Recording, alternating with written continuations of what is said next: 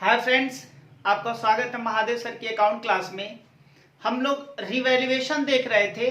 Revaluation का हमने पिछले क्लास में कॉन्सेप्ट देख लिया था कि रिवैल्यूएशन अकाउंट किस तरीके से प्रिपेयर किए जाते हैं, इसके कॉन्सेप्ट क्या है, और हमने इस पे एक एग्जाम्पल भी लगा लिया था कि जब change in profit sharing ratio होता है, इस केस में रिवैल्यूएशन अकाउंट किस तरीके से मेंटेन किया जाता है। बेटा हमने एक एग्जाम्पल लगाया था, आज हम दूसरा एग्जाम्पल लेने वाले हैं रिवैल्यूएशन अकाउंट पे, लेकिन केस दूसरा है। केस दूसरा क्या है बेटा? आज हम ये सीखने वाले हैं कि अगर कोई पार्टनरशिप फॉर्म में एडमिशन लेता है, न्यू एडमिशन होता है, तो उस केस में रिवैल्यूएशन अकाउंट किस तरीके से मेंटेन किया जाता है। तो आज हम लोग का टॉपिक बेसिकली यही है।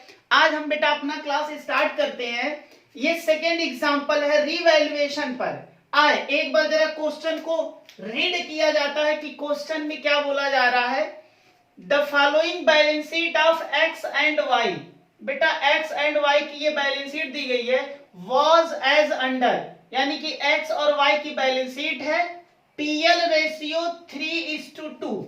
इनका जो प्रॉफिट और लॉस का जो रेशियो है एक्स और वाई का, वो 3 और 2 है। बेटा पीएल रेशियो का मतलब प्रॉफिट एंड लॉस, यानी कि एक्स और वाई 3 और 2 के रेशियो में प्रॉफिट एंड लॉस बांटेंगे। 3 और 2 से मतलब ये है कि अगर एक्स 3 रुपए लेगा तो वाई कितना लेगा? 2 रुपए लेगा। यानी कि 5 रुपए के प्रॉफिट में या 5 रुपए के लॉस में 3 रुपए एक्स का होगा और 2 रुपए वाई का होगा। ये बेटा इनका रेशियो है। और 31 मार्च 2020 को इनकी बैलेंस शीट दी गई है। बैलेंस शीट में क्या दिया गया है? डेटा जरा एक बार रीड करते हैं। लायबिलिटी और एसेट। बेटा बैलेंस शीट एक लायबिलिटी साइड है और दूसरा एसेट साइड है। कैपिटल इनका दिया गया है एक्स का 1,40,000 का और वाई का 1,50,000, दोनों ऐड कर दिया गया तो 2,90,000 की इनकी कैपिटल है। इनके पास जर्नल रिजर्व है, बेटा ये गुल्लक होता है। क्रेडिटर इनके पास है और बैंक ओवरड्राफ्ट है। ये दोनों लायबिलिटीज है।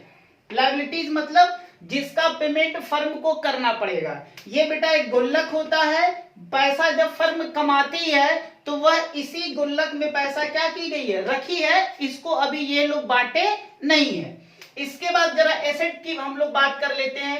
एसेट में इनके पास बिल्डिंग है 1,20,000 का, मशीनरी 80,000 का रखे हैं, फर्नीचर इनके पास 50,000 का है, इन्वेस्टमेंट 40,000 का है, स्टॉक इनके पास 50,000 का है, डेटर्स इनके पास 10,000 के हैं, जिसमें से प्रोविजन 1,000 बेटा माइनस किया गया है और 9,000 के डेटर्स हैं, और बैंक में ये 1,000 रुपए नगद रखे हैं। दोनों बैलेंस शीट का जो टोटल है वो 3,50,000 का है। सिंपल बैलेंस शीट दी गई है।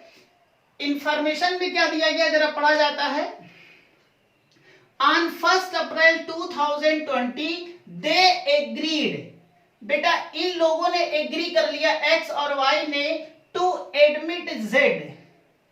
एक्स और वाई ने ये सोचा कि हम लोग जेड को क्या कर लेते हैं? एडमिट कर लेते हैं as a new partner on the following term.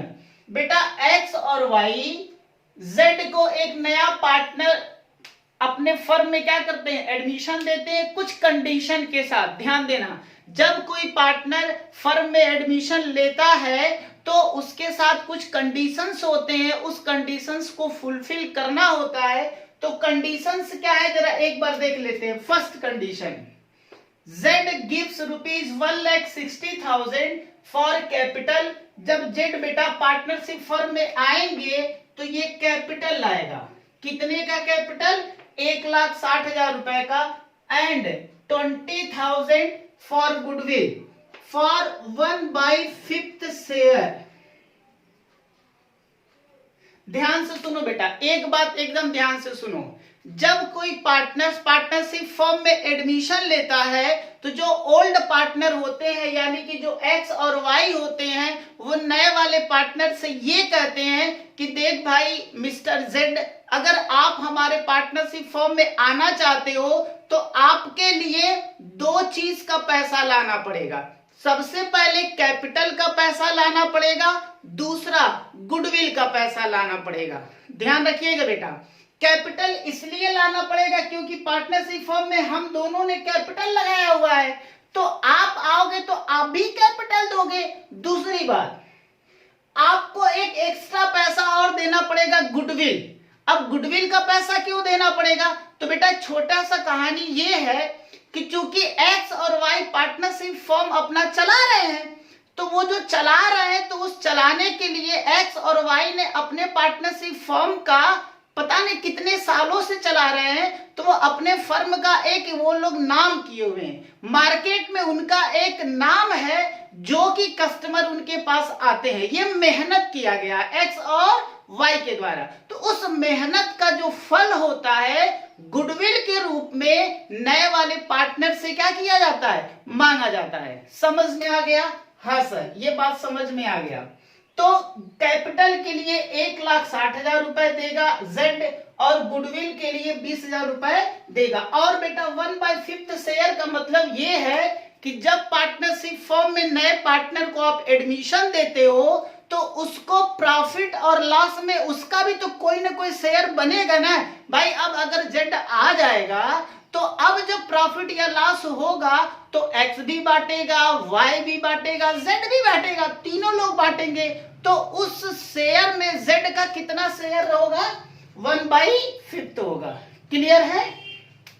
Then after, ये तो बेटा पहला टर्म एंड कंडीशन है। सेकेंड कंडीशन क्या है? सेकेंड कंडीशन में कह रहा है building increase by 15%, depreciation charge on machinery at the rate of 10% and furniture valued at 80%। बेटा अब जरा यहां ध्यान से देखो, हमने आपको कॉन्सेप्ट वाले क्लास में ये बताया था रिवैल्यूएशन के कि 4 केस होते हैं जहां पर रिवैल्यूएशन अकाउंट बनाना पड़ता। पहला change in profit sharing ratio, दूसरा एडमिशन। तो बेटा एडमिशन के केस में एसेट और लायबिलिटीज का हमें रीवैल्यूएशन यानी कि नया वैल्यू पता करना होता है।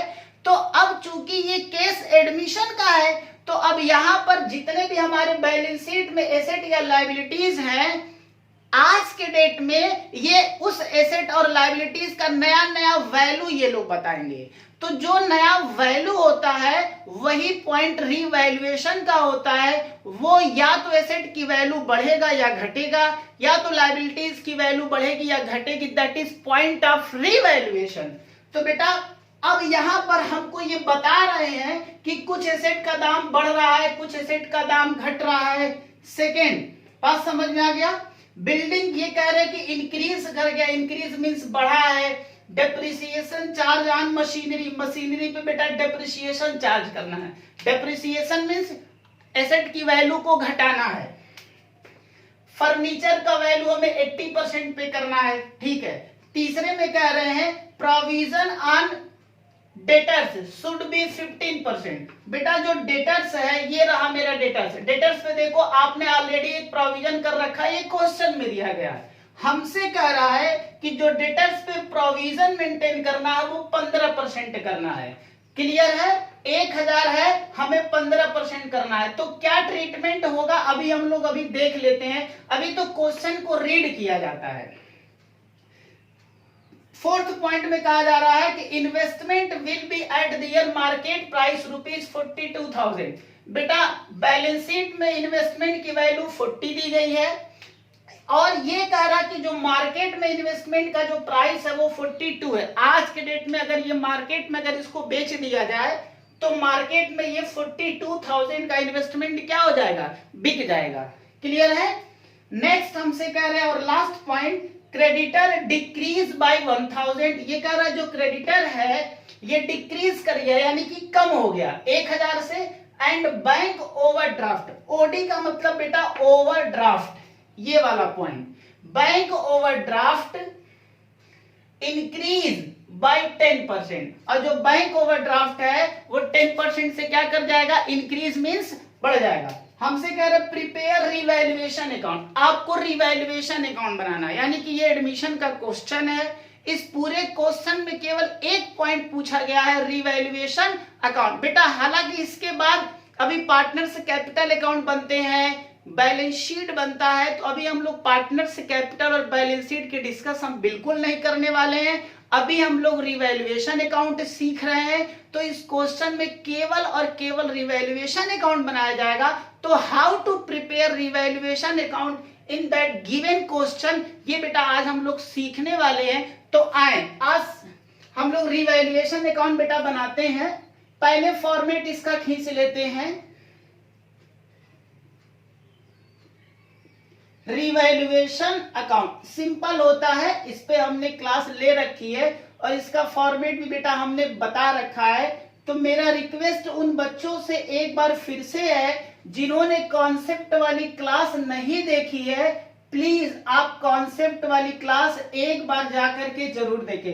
हालांकि उसका लिंक हमने दे रखा है इस वीडियो में, आप इसका लिंक से देख सकते हैं। पार्टिकुलर्स अमाउंट, पार्टिकुलर्स अमाउंट, ये रहा क्रेडिट साइड और ये रहा डेबिट साइड। डेबिट में 2 का यूज किया जाता है, क्रेडिट में बाई का यूज किया जाता है। बेटा एक बात हमने ये बताया था कि रिवैल्यूएशन अकाउंट एक नॉमिनल अकाउंट होता है और इस पे नॉमिनल अकाउंट के सारे रूल्स फॉलो होते हैं। यानी कि एक्सपेंसेस या लॉस होगा तो डेबिट होगा, इनकम या प्रॉफिट होगा तो क्रेडिट होगा। बेटा अगर एक्सपेंसेस या लॉस होंगे तो डेबिट होगा, एक्सपेंसेज हो या लॉस हो तो डेबिट साइड में लिखोगे, इनकम हो या प्रॉफिट हो तो आप किस साइड में लिखोगे, क्रेडिट साइड में लिखोगे। क्लियर है?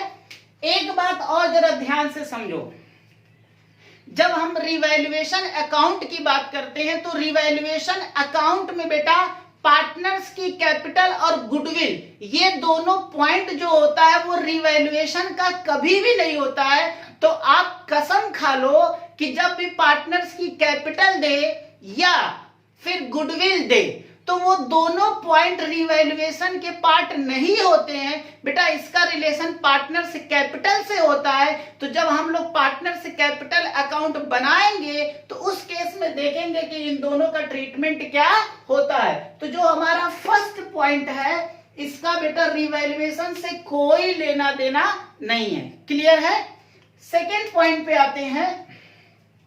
अच्छा एक बात और जरा ध्यान से समझो, मैंने आपको पिछले क्लास में ये बता रखा था कि रिवैल्यूएशन केवल एसेट और लायबिलिटीज का होता है। बेटा एसेट या लायबिलिटीज की वैल्यू या बढ़े या घटे वही पॉइंट रिवैल्यूएशन में आएगा।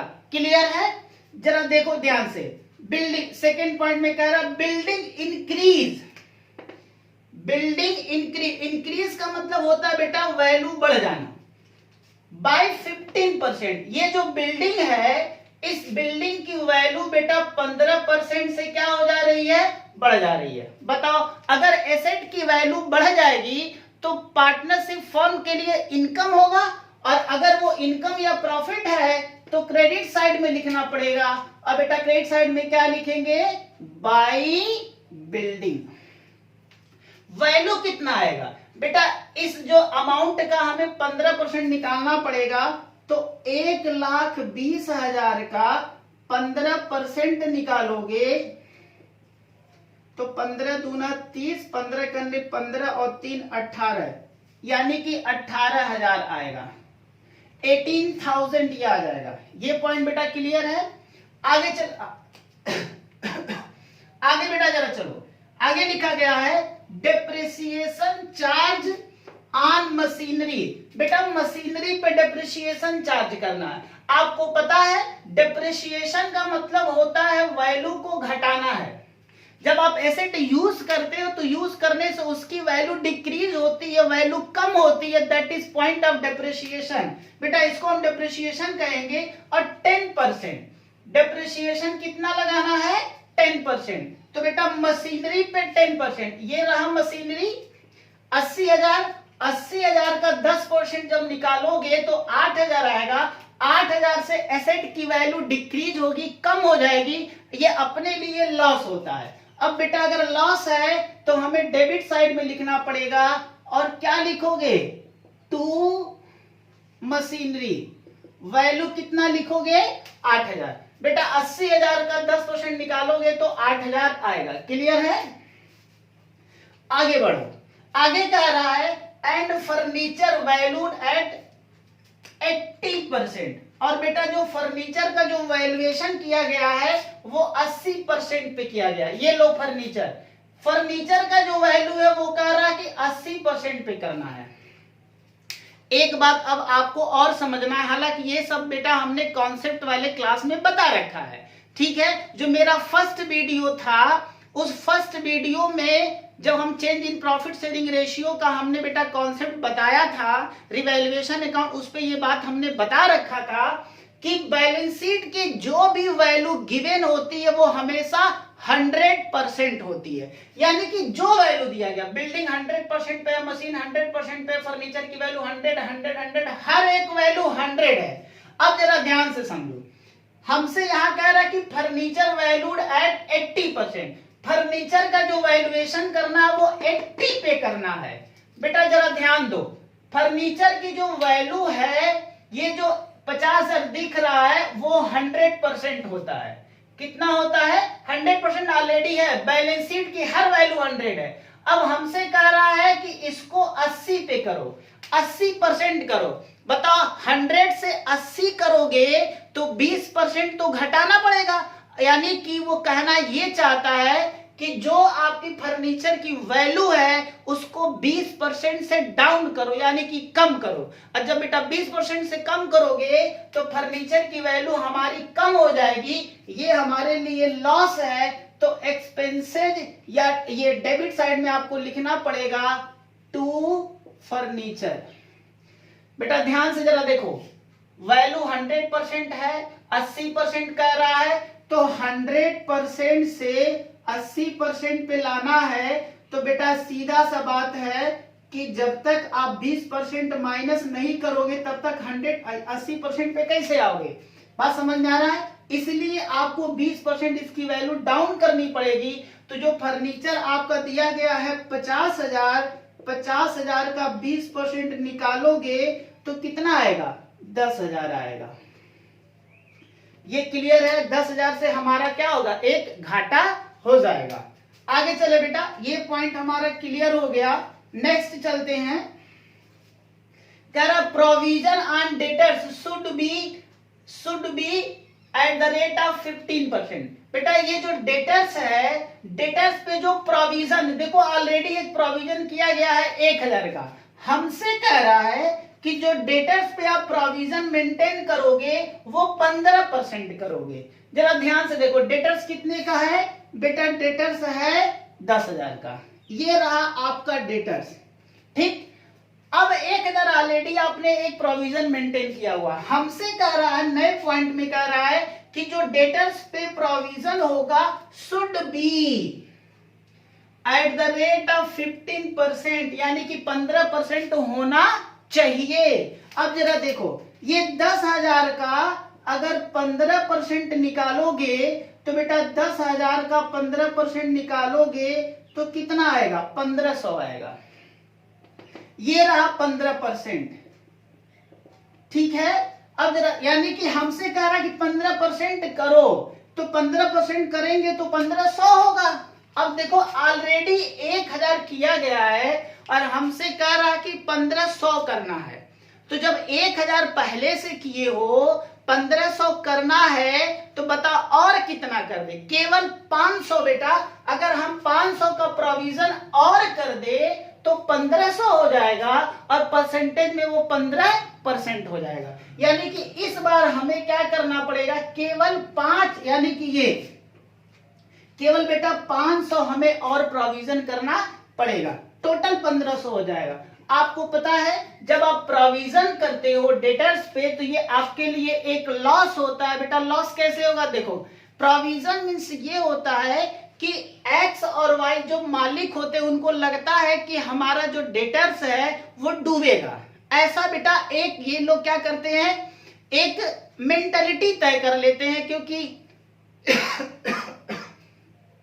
आप जितने कस्टमर को गुड्स बेचते हो ये जरूरी नहीं है कि सारे कस्टमर आपको क्या कर दे, पैसा दे दे। कुछ कस्टमर ऐसे जो नालायक टाइप के होते हैं वो पैसा लेकर के भाग जाते हैं। बात समझ में आ रही है? तो ऐसे ही कुछ डेटर्स होते हैं जब पैसा लेके भागेंगे तो चूंकि ये हमारे एसेट होते हैं, पैसा डूबेगा तो हमारे लिए लॉस होता है। और बेटा यहां लिखेंगे प्रोविजन फॉर डाउटफुल डेट्स। कितना? 500। क्यों 500?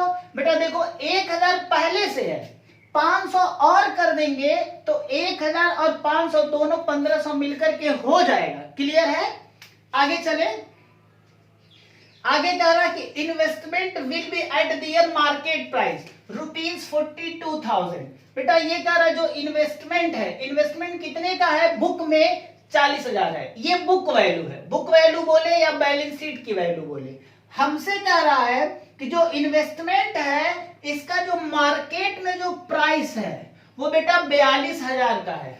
बताओ, जो हमारे वहां इन्वेस्टमेंट 40,000 का है, अगर उसको हम मार्केट में लेके जाए तो बेटा उसकी वैल्यू 42,000 यानी कि 42,000 है। यानी कि 2,000 जो वैल्यू है वो वैल्यू क्या है? मार्केट में बढ़ी हुई है, इंक्रीज कर रही है। तो बेटा हमें इंक्रीज करना पड़ेगा, चूंकि ये एसेट है, हमारे लिए इनकम या प्रॉफिट होगा, इसलिए हमें यहां लिखना पड़ेगा बाई इन्वेस्टमेंट। कितने से? 2,000 से। इन्वेस्टमेंट की वैल्यू 2,000 से हमारी क्या हो जाएगी? इंक्रीज कर गई है। ये बात क्लियर है? आगे जरा देखो बेटा, क्रेडिटर डिक्रीज बाय 1,000। क्रेडिटर आपकी क्या है? लायबिलिटीज है। आपसे कह रहा है डिक्रीज करो। डिक्रीज मीन्स क्या होता है? कम करना, यानी कि माइनस करना। कितने से? 1,000 से। बेटा क्रेडिटर हमारी लायबिलिटीज है, इसको हमें कम करना है। कितने से? 1,000 से। बताओ, लायबिलिटीज मीन्स जिसका हमको पेमेंट करना हो। अब कोई ये कह दे कि आपको 30,000 क्रेडिटर को नहीं देना है, 1,000 कम देना है, तो बेटा अब तो हमारी तो बल्ले बल्ले हो जाएगी। यानी कि जब लायबिलिटीज का पेमेंट हमें कम करना पड़ेगा तो जो बिजनेसमैन होते हैं उनके लिए तो मौज बहार है बेटा, उनके लिए फायदा होगा। अगर फायदा होगा तो किस साइड में लिखोगे? क्रेडिट साइड में लिखोगे। और क्या लिखोगे? By creditors. कितने से? 1,000 से। ये पॉइंट क्लियर है? आगे चलो बेटा। And bank overdraft. और ये जो बैंक ओवरड्राफ्ट है ये कह रहा है इंक्रीज करना। इंक्रीज मीन्स बढ़ाना है बाय 10%। बेटा ये जो 20,000 का जो आपका बैंक ओवरड्राफ्ट है इसको 10% से क्या कर देना है? बढ़ाना है। तो 20,000 का 10% निकालोगे तो कितना आएगा? 2,000 आएगा। और चूंकि ये एक लायबिलिटीज है, जब इसकी वैल्यू को आप बढ़ाओगे तो हमारे लिए बेटा एक एक्सपेंसेस या लॉस होगा, और उसको हमें कहां दिखाना पड़ेगा? डेबिट साइड में दिखाना पड़ेगा। और आप लिखेंगे टू बैंक ओवरड्राफ्ट। कितने से? 10% निकालोगे तो 2,000 आएगा। क्लियर है बेटा? ये पॉइंट भी क्लियर हो गया। अब कोई ऐसा पॉइंट नहीं है, ठीक। अब हमें क्या करना है? इस अकाउंट को क्लोज कर देना है। और क्लोज करके बेटा हमें ये चेक करना पड़ेगा कि आपकी क्रेडिट साइड ज्यादा है या आपकी डेबिट साइड ज्यादा है। आओ जरा देखो, क्रेडिट में कितना है ये? बेटा क्रेडिट जो साइड है वो 21,000 का है, दैट इज क्रेडिट। क्लियर है? जो आपकी क्रेडिट साइड है वो कितना दिया गया है? वो 21,000 दिया गया है। डेबिट साइड में जरा देखो कितने का है? 10 8 18 तो 20, 20,500। ये रहा बेटा डेबिट साइड। यानी कि जो क्रेडिट साइड का जो टोटल है वो 21,000 है, और जो डेबिट साइड का टोटल है वो 20,500 है। अब बेटा इसमें से माइनस करोगे तो यानी कि जो साइड आपकी है वो क्रेडिट वाली ज्यादा है, 21,000। वही चीज यहां लिख दोगे 21,500 की यहां कमी है, वो कमी आप कहां लिख दोगे? डेबिट साइड में लिखोगे। और क्या लिख दोगे आप? Revaluation profit. ध्यान देना बेटा, जब आपकी इनकम, ये इनकम की साइड ज्यादा है, 21,000 है, खर्चे की जो साइड है वो 20,500 है। तो बताओ इनकम तुम्हारे 21 है, खर्चा 20,500 है, तो जो 500 है वो क्या है? वो बेटा प्रॉफिट है। ये 500 की प्रॉफिट है। और इस प्रॉफिट को कौन बांटेगा? Old partner. ओल्ड कौन है? एक्स और वाई। एक्स और वाई बेटा इनको 3 और 2 में बांटना पड़ेगा, यानी कि 5000 को 3 और 2 में बांटोगे तो 300 और 200। बेटा ये जो 500 है इसको 3 और 2 में बांटना है, तो 3 और 2 कितना हो जाएगा, 5 हो जाएगा। 5 से इसे काटोगे और ये 100 का 3 से मल्टीप्लाई कर लो और 100 का 2 से मल्टीप्लाई करो। इस तरीके से जो प्रॉफिट है वो एक्स और वाई में क्या हो जाएगा, बढ़ जाएगा। क्लियर है बेटा? यानी कि ये एक दूसरा केस बनता है रिवैल्यूएशन अकाउंट का, जब कोई पार्टनर हमारे पार्टनरशिप फॉर्म में क्या करता है, एडमिशन लेता है। आई थिंक ये एग्जाम्पल आपको बेहतर ढंग से समझ में आया होगा। बेटा किसी भी पॉइंट में कोई डाउट है तो प्लीज आप कमेंट बॉक्स में हमें लिख करके बता सकते हैं। अब मेरा एक बार रिक्वेस्ट उन सारे बच्चों से है जिन्होंने अभी तक हमारे YouTube चैनल को सब्सक्राइब नहीं किया हुआ है, तो प्लीज आप से जल्द हमारे YouTube चैनल महादेव सर की अकाउंट, बेटा इस चैनल को सब्सक्राइब करें, शेयर करें, कमेंट करें, लाइक करें। Thank you.